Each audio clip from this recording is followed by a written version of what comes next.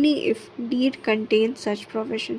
ठीक है, disease partner के लीगल रिप्रेजेंटेटिव को तभी शेयर ऑफ फॉर्म मिलेगा अगर वो डीड में प्रोविजन हो तो।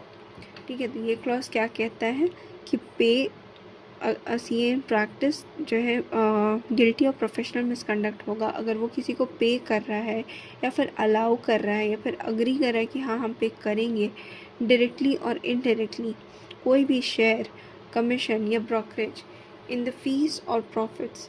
ठीक है, शेयर, कमीशन और ब्रोकरेज अपने फीस में या अपने प्रॉफिट में अपने प्रोफेशनल बिजनेस का किसी भी पर्सन को other than member of the institute or partner or a retired partner or a legal representative of the deceased partner or a member of any other professional body or with such other person having qualification as may be prescribed for the purpose of rendering such professional services from time to time in or outside India। इन लोगों के अलावा वो किसी और को पे नहीं कर सकता है any share, commission or brokerage in the fees or profits of his professional business।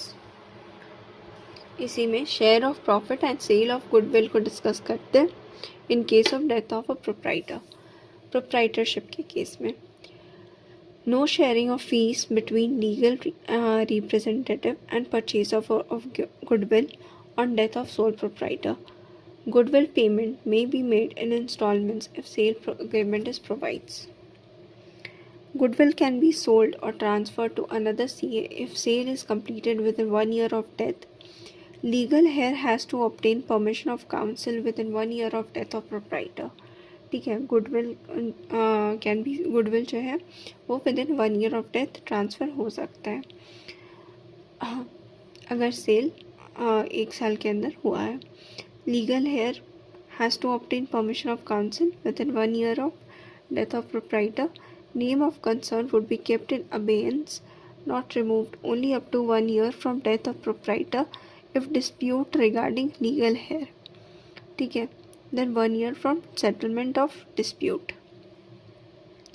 अगर कोई ऐसा डिस्प्यूट हो जाता है तो उस केस में 1 साल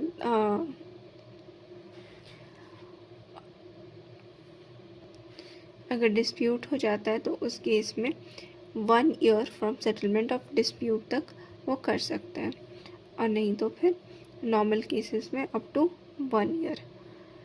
clause 3 accepts or agrees to accept any part of the profit of professional work of a person who is not a member of the institute, provided that nothing herein contains